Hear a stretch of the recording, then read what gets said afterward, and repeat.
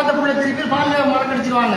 அல்லது எதையாவது ஏதாவது ஒரு மஞ்சனா ஒரு எதாவது வைக்கிறது வச்சா மறந்துடும். சந்தனத்தை ஊற்றி வச்சா பிள்ளை மாடுப்புல பால் குடிக்காது.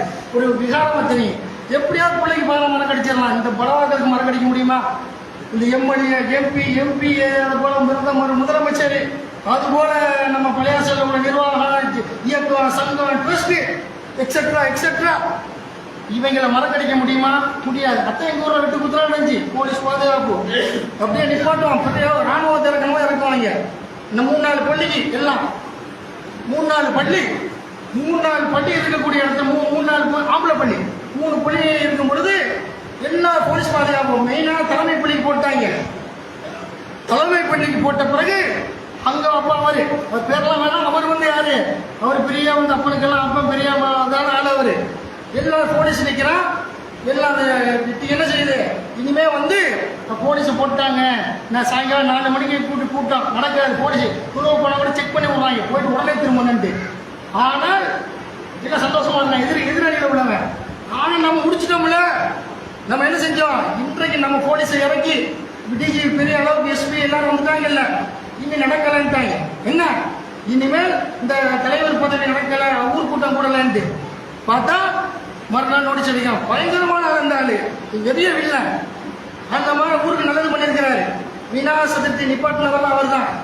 அப்போ அந்த மாதிரி கலவரம் பண்ணுவாங்க. அவர் நிப்பாட்டின பெரிய பிரமுகர். இப்போ மூத்தா போயிட்டாரு. சகிதுங்க சாதாரண மூத்த இயற்கை மூத்தாயிட்டாரு. அடுத்த நாள் என்ன செய்யறாரு? நோட்டீஸ் அடிச்சு விடுறாரு. எவனையுமே கேட்கல. அதில் எங்க மாமனார் ஒரு எல்லாம் போட்டு நிர்வாகியா போட்டு விட்டு அவரெல்லாம் விருப்பமா இல்லை.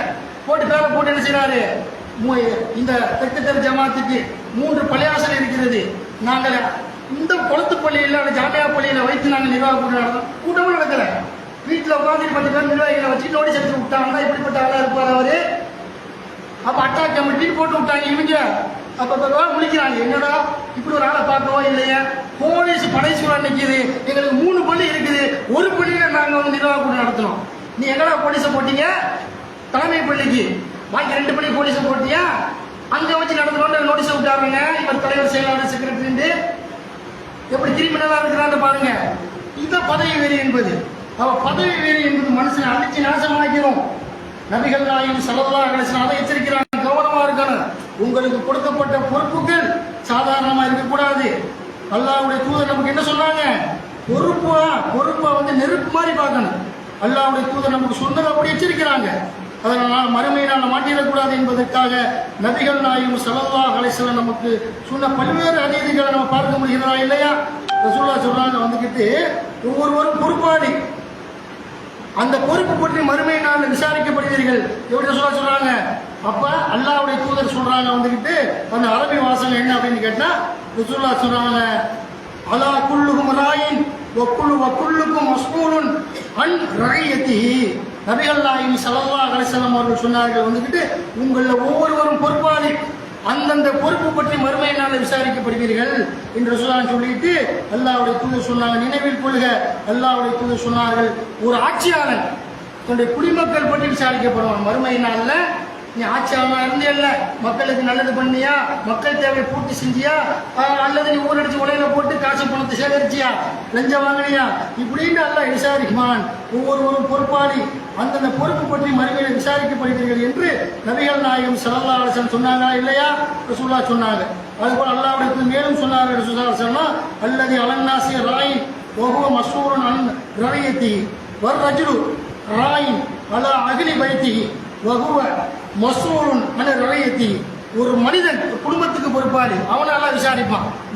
என்ன பண்ணா, ஏது பண்ணா, கரெக்டா நடந்தியா, பொண்டாட்டி பிள்ளைய சரியா பராமரிச்சியா, அவங்களுக்கு மார்க்கத்தை கற்றுக் கொடுத்தியா, தொழுவுமாறு பணித்தியா, பொய் சொல்லக்கூடாதுன்னு சொன்னியா, நன்மையின்பால் தவீதின்பால் அழைப்பு கொடுத்தியா என்று அல்லாஹ் ஒரு மனிதன் ஒரு குடும்பத்துக்கு அவன் பொறுப்பாளி. ஒரு குடும்ப தலைவன் அந்த குடும்பத்துக்கு பொறுப்பாளி என்று நபிகள் நாயகம் ஸல்லல்லாஹு அலைஹி வஸல்லம் அவர்கள் சொன்னார்கள். பார்க்கிறோமா இல்லையா?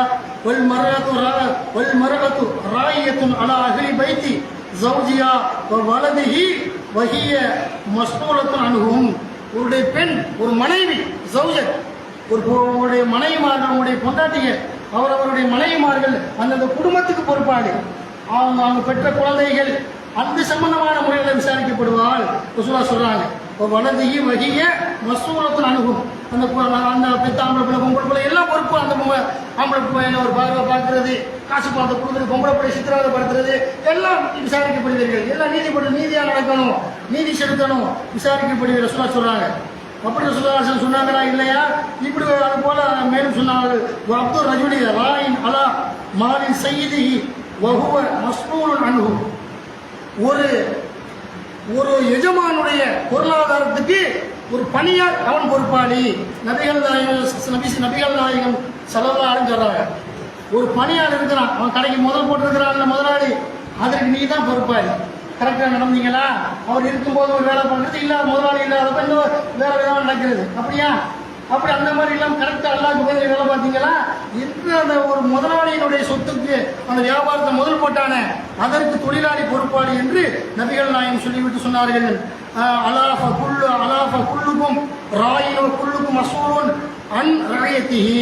ஒவ்வொருவரும் பொறுப்பாளி, அவரவர் பொறுப்பு பற்றி மறுமையில விசாரிக்கப்படுவீர்கள் என்று நபிகள் நாயகம் ஸல்லல்லாஹு அலைஹி வஸல்லம் சொன்னாங்கன்னு சொன்னா, பொறுப்பு எப்படிப்பட்ட மறுமையினால விசாரிக்கப்படக்கூடிய ஒன்று. அல்லாஹ் தொழுகையை பற்றி விசாரிப்பது போன்று, மனித உரிமைகள் பற்றி விசாரிப்பான அது போன்று ஒவ்வொரு பொறுப்புகள் பற்றி விசாரிக்கப்படும். கரெக்டா பண்ணீங்களா என்று அல்லாஹ் விசாரிப்பான். நபிகள் நாயகம் ஸல்லல்லாஹு அலைஹி வஸல்லம் சொல்லி விசாரணைக்கு பிறகு சொர்க்கமா நரகமா என்று அல்லாஹ் என்ன செய்வான், அவங்களுக்கு அவங்க செஞ்ச அந்த செயல்களுக்கு தக்கவாறு நரகமும் சொர்க்கமும் தீர்மானிக்கப்படும் என்று நபிகள் நாயகம் ஸல்லல்லாஹு அலைஹி வஸல்லம் சொன்னாங்கன்னு சொன்னா, அப்ப நம்ம சிந்தித்து பார்க்கலாம். பொறுப்பு என்பது முக்கியமான ஒன்று. அது நபிகள் நாயகம் ஸல்லல்லாஹு அலைஹி வஸல்லம் அந்த அளவுக்கு அந்த பொறுப்பை வலியுறுத்துறாங்க. இன்றைய இயக்கங்கள்ல பொறுப்பெல்லாம் எப்படின்னு வைங்க, இயக்கத்துல சங்கத்துல ட்ரஸ்ட்ல என்ன செய்வாங்க, பொறுப்புகள் சுமக்கப்பட்டோம்னு சொன்னா அதுல என்ன எதிர்பார்ப்பாங்க தெரியுமா? அதுல பெருமை அந்தஸ்து இருக்கிறத எதிர்பார்ப்பாங்க. போலீஸ் ஸ்டேஷனுக்கு போவான், சில இயக்கங்கள்ல எல்லாம் வச்சிருப்பாங்க, டிஜிபியை பார்க்கறதா இருந்தா பெரிய அளவு கமிஷனர்களை அந்த ஆணையர்கள், சென்னை ஆணையர்கள், அந்த ஆணையர்களை பார்ப்பத கமிஷனர்களை பார்ப்பதாக இருந்தால் மாநகர கமிஷனர்களை, அதுக்கு யார் போகணும், இயக்கத்தை பிரித்து வச்சிருப்பாங்க. நீங்க தலைமை நிர்வாகி தான் போகணும். யாரை? டிஜிபியை பார்க்க, டிஐஜியை பார்க்கறதுக்குன்னா தலைமை நீதிபதி நீங்க போகணும். எஸ்பியை பார்க்குற மாதிரி வந்தால் மாவட்ட நிர்வாகி போகணும். லோக்கல்ல உள்ள இயக்கத்தில் வச்சிருப்பாங்க. நான் பயணிக்காத இயக்கமே இல்லை, 1-2 இயக்கத்தை தவிர. அப்ப வச்சிருப்பாங்க. என்ன செய்வாங்க அப்படின்னு கேட்டா, நீங்க லோக்கல்ல உள்ள ஸ்டேஷன்ல இன்ஸ்பெக்டர் எஸ்ஐ பார்க்கறதா இருந்தா லோக்கல்ல உள்ள கிளை தலைவர் போங்க, அப்படி வச்சிருப்பாங்க. இது என்ன பதவியைக்குள்ள அடையாளப்படுத்துவாங்க. போனவொடனே அடையாளப்படுத்துவாங்க.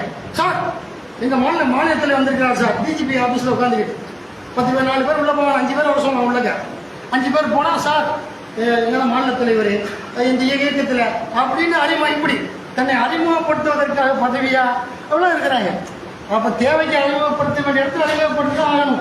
ஒரு வன்முறை நடக்குது, அணங்க மாட்டுக்கிறாங்க, டக்குனு போனை போடணும். அப்புறம் பண்ணியிருக்கிறோம் நாங்க பயங்கரமான முள்ள என்ன செய்வாங்க, ஆர்எஸ்எஸ் சங் பரிவார கூட்டத்தில் வன்முறை ஏற்படுத்துவோம், டக்குனு போன் அடிப்போம். அப்போ அதுக்கு நான் நிர்வாகி அடிப்பான், போன் அடிச்சுக்கிட்டு மாவட்டத்தில் பேசுகிறேன் சார், அந்த இடத்துல ரவுடியை வந்திருக்கிறாங்க, சங் பரிவார கூட்டம் கட்டிய ரோடு வந்திருக்காங்க, நீங்க டக்குன்னு போடுவோம் எஸ்பி ஆபீஸ்க்கு, டக்குன்னு என்ன செய்வாங்க, அதிரடி படையோட வந்துருவாங்க. அவங்க அந்த மாதிரி எல்லாம் சில நேரங்கள்ல பதவியை பயன்படுத்த வேண்டிய இடங்களை பயன்படுத்தணும், சும்மா தேவையில்லாம பயன்படுத்துவது. இவங்க சொந்த வேலைக்கு, சொந்த கருத்துக்கு, அவங்களுடைய சொந்த காரியங்களுக்கெல்லாம் பயன்படுத்தக்கூடாது என்பதை புரிந்து கொள்ள வேண்டும்.